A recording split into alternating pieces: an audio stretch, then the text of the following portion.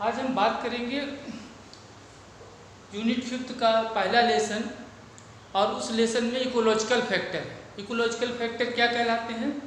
सजीव मतलब प्लांट्स और एनिमल को प्रभावित करने वाले कारक को इकोलॉजिकल फैक्टर कहते हैं। ठीक है, तो उस इकोलॉजिकल फैक्टर में एक प्रमुख फैक्टर है सॉइल। ठीक है, क्या? सॉइल।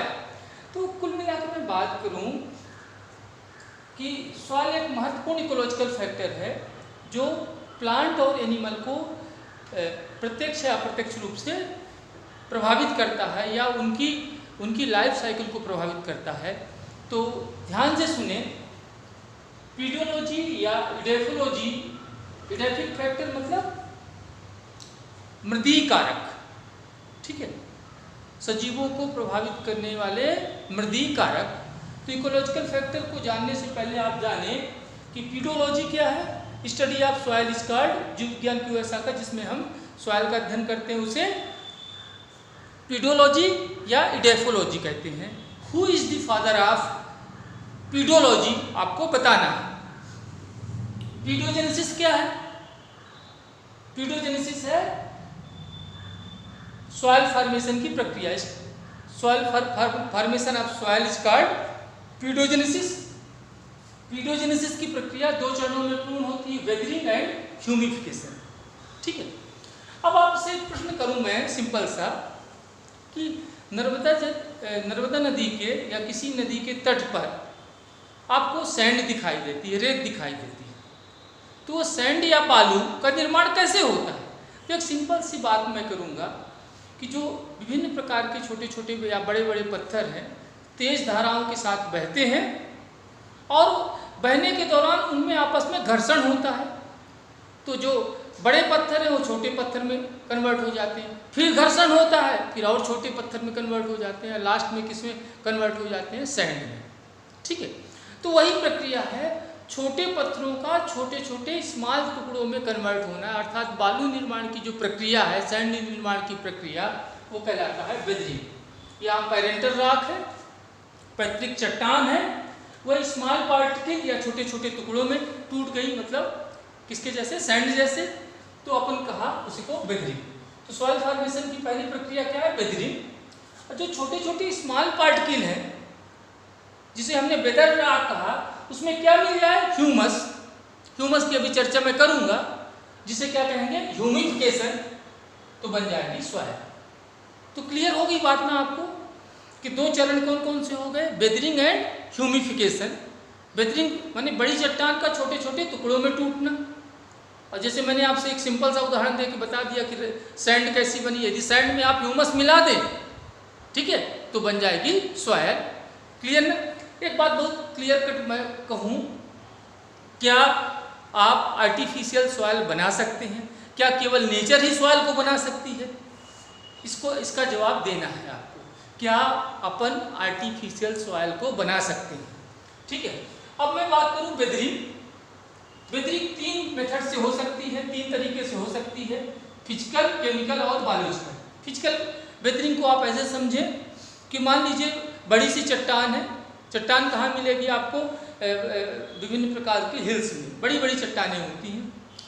क्या होता है, जब तेज धूप पड़ती है तो वो हीट को एब्जॉर्ब करेगी, ऊष्मा को एब्जॉर्ब करेगी और उसमें क्या होगा? फैलने की घटना होगी। और जैसे ही ऊष्मा नहीं मिलेगी तो सिकुड़ने की घटना होगी। इस प्रकार ऊष्मा को अवशोषित करके या ऊष्मा को त्याग करके उसमें फैलने और सिकुड़ने की घटना होती है। उस दौरान क्या होगा? वह राख टूट सकती है।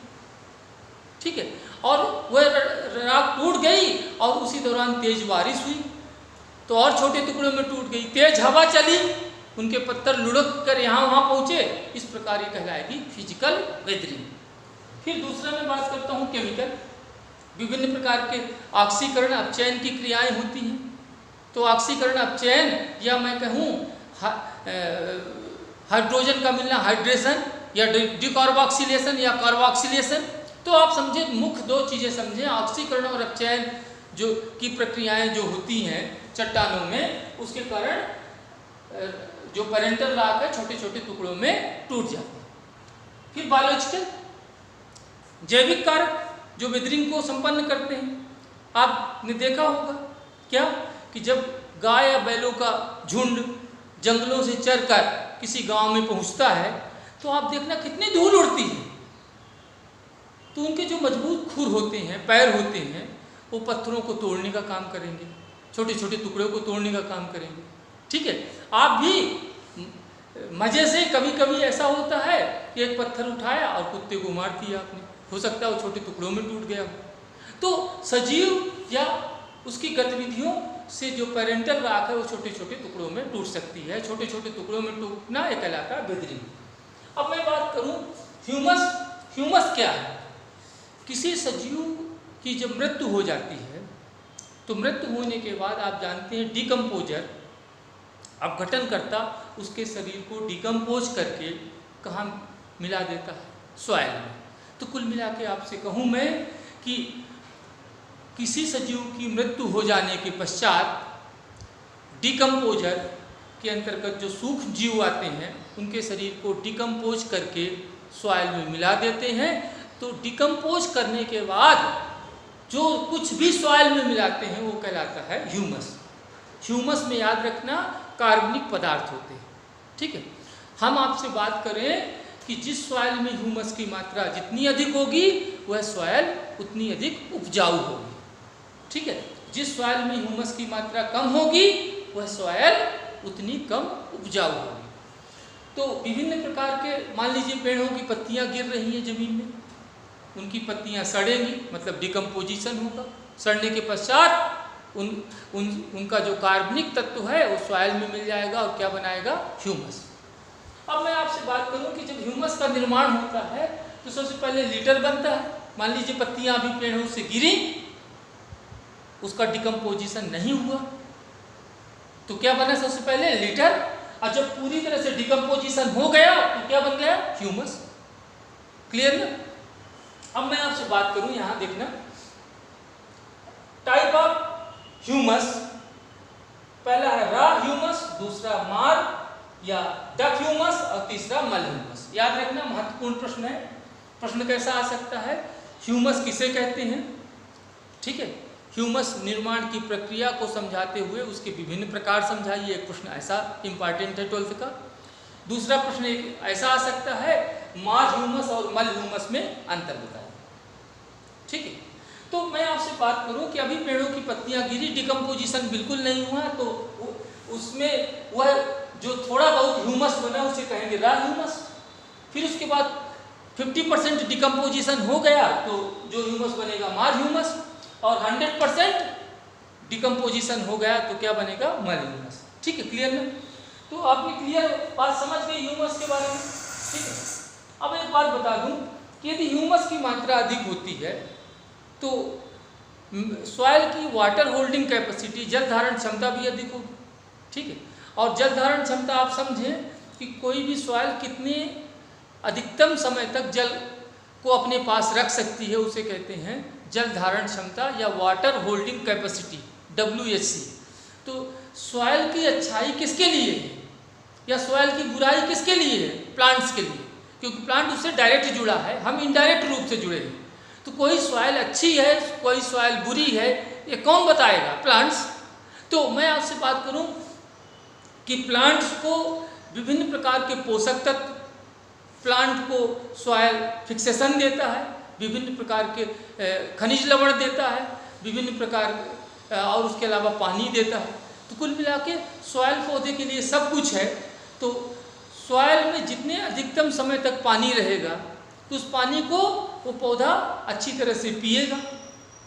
तो आप समझें कि वाटर होल्डिंग कैपेसिटी जितनी भी अधिकतम सॉइल की होगी तो वह सॉइल पौधे के लिए अधिक उपयुक्त मानी जाती है। इसके अलावा और भी क्राइटेरिया है पौधे के लिए उपयुक्त मानने का, पौधा कौन से सॉइल को सबसे अच्छा पसंद करता है, और भी क्राइटेरिया है, लेकिन एक क्राइटेरिया ये भी है।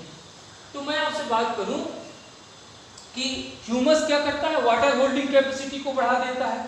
ठीक है, उसके जो कण होते हैं सॉइल पार्टिकल उनको आपस में जोड़े रखता है। ठीक है, फिर आपसे मैं बात करूं सॉइल इरोजन को कम करता है। आप जानते हैं कि सॉइल का जो टॉप सॉइल है, ऊपरी भाग है, वही उपजाऊ होता है। ह्यूमस की मात्रा उसी में होती है। तो क्लियर कट में बात करूं कि जो ऊपरी भाग है, टॉप सॉइल है, वह सॉइल के द्वारा, पानी के द्वारा तेज बहाव के साथ बह के चली जाए, जिसे कहते हैं सॉइल इरोजन। तो ऊपरी उसका भाग, टॉप सॉइल, बह के चला गया तो फिर सॉइल की उपयोगिता क्या है पौधे के लिए? फिर ह्यूमस तो खत्म हो गया, उसका उपजाऊपन खत्म हो गया। तो मैं आपसे इतना बात करना चाहता हूं यहाँ पर कि सॉइल इरोजन को भी कम करता है। तो कुल मिलाकर में बात की आप ह्यूमस के बारे में। अब यहाँ देखें सॉइल प्रोफाइल या एलएस ऑफ सॉइल। सॉइल की यदि लंबवत काटें अपन, तो जो संरचना निर्मित होती है, लंबवत काट, लॉन्गिट्यूडनल सेक्शन काटे, तो जो संरचना निर्मित होती है उसे कहते हैं सॉइल प्रोफाइल। सॉइल प्रोफाइल में आपको कौन कौन क्षेत्र दिखाई देते हैं? पहला क्षेत्र दिखाई देता है ए हॉरिजोन, दूसरा बी हॉरिजोन, तीसरा सी हॉरिजोन और चौथा डी हॉरिजोन। 4 क्षेत्र दिखाई देते हैं, A B C and D. A को 4 भागों में डिवाइड किया गया, A00, A0, A1, A2। ठीक है, तो मैं आपसे बात करूं कि जो ए हॉरिजोन है इसे टॉप सॉइल कहते हैं। एक पतली परत के रूप में हो सकता है या अधिकतम इसकी 10 फुट गहराई हो सकती है। जो अच्छी सॉइल होती है, ठीक है, उसमें उसकी गहराई कितनी हो सकती है? ए हॉरिजोन की 10 फुट। और जो पौधे के लिए उपयुक्त सॉइल नहीं है उसकी गहराई एक पतली परत के रूप में भी हो सकती है। यदि पतली परत के रूप में ए हॉरिजोन है तो याद रखना वह सॉइल पौधे के लिए बहुत अच्छी नहीं मानी जाएगी। और जिसमें ए हॉरिजोन की डेप्थ या गहराई कितनी है 10 फुट, वह सॉइल पौधे के लिए बहुत अच्छी मानी जाएगी। ठीक है, तो इसमें A00, A0, A1, A2। तो A00 में ह्यूमस की मात्रा पर्याप्त होती है, A0 में भी ह्यूमस की मात्रा होती है पर्याप्त। और जैसे जैसे आप नीचे जाएं A1 और A2 में ह्यूमस की मात्रा कम होती जाती है। फिर बी हॉरिजोन जो होता है वो सब सॉइल कहलाता है। ये मुख्यतः वाटर स्टोर होता है यहाँ पर, याद रखना, यहाँ ह्यूमस की मात्रा बिल्कुल नहीं होती।